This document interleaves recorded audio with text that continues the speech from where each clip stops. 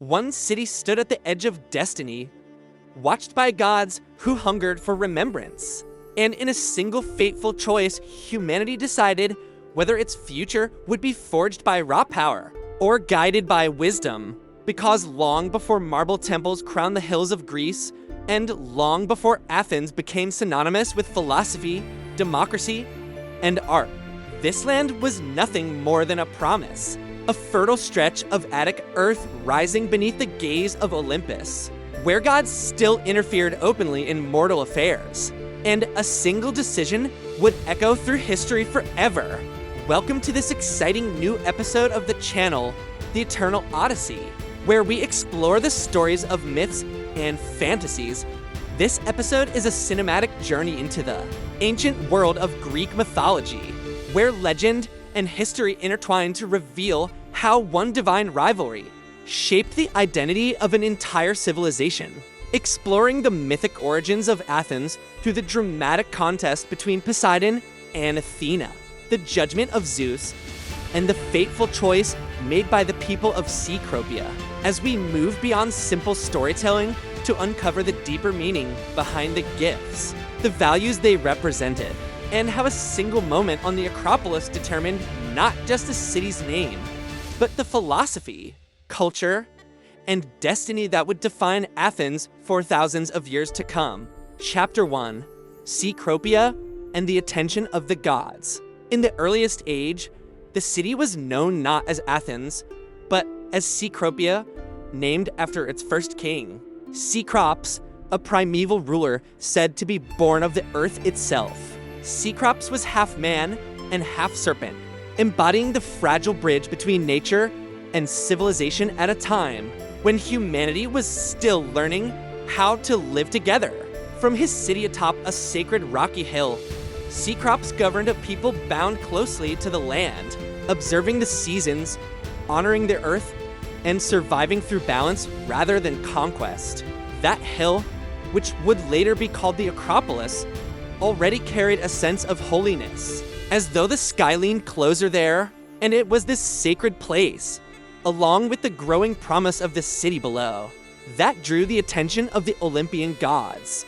For the gods, to name a city was to claim eternal honor, a living monument carved not in stone, but in memory.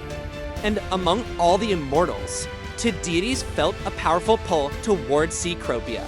Poseidon, god of the sea and earthquakes, whose dominion encircled Greece itself, and Athena, goddess of wisdom, strategy, and craft, whose gifts shaped civilization from within. Neither was willing to step aside, and their rivalry threatened to spill from Olympus into the mortal world, forcing Zeus, king of the gods, to intervene before divine pride tore both heaven and earth apart. Chapter 2, Zeus' judgment and the rivalry revealed. To prevent chaos, Zeus decreed that the people of Cecropia would choose their patron, not through war or coercion, but through gifts, each god offering a single blessing to demonstrate their worth. And the city would decide which future it desired. On the chosen day, Cecrops led his people to the summit of the sacred hill, where mortals stood unknowingly at the crossroads of history.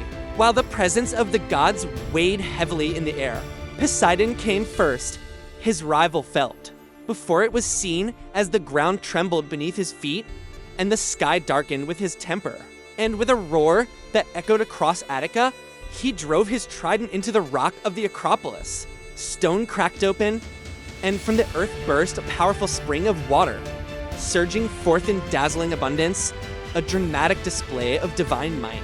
Poseidon promised security from drought mastery of the seas and naval power that could make the city wealthy and feared across the Aegean. And for a moment, the people stood in awe because water was life, and the sea was the lifeline of trade and expansion. But when they tasted the water, their wonder faded, for it was salty, undrinkable, bearing the mark of Poseidon's restless domain, a gift that symbolized strength without restraint, power without stability, and prosperity bound to danger. Chapter 3, Athena's gift and the choice of the people. Then Athena stepped forward and the air seemed to steady itself, for where Poseidon was thunder, she was clarity, and where he acted with force, she moved with intent. She did not shatter the earth, but touched it gently with the tip of her spear. And from that quiet gesture, the ground responded with life, as an olive tree emerged slender, yet resilient, its roots gripping the soil, its leaves shimmering in the sun. Athena spoke of what this tree would offer: fruit to feed the people, oil for nourishment, healing, and light, wood for tools and shelter, and above all, a symbol of peace, endurance, and prosperity that would outlast generations. As the people looked upon the olive tree, they saw not immediate spectacle, but lasting survival, not conquest, but continuity. And they understood that this gift reflected their own hopes for a stable, thriving city, whether by vote, by the guidance of sea crops, or by shared instinct. The decision was made, and Athena was chosen as the patron goddess. The city renamed Athens in her honor, its identity forever bound to wisdom, skill, and foresight.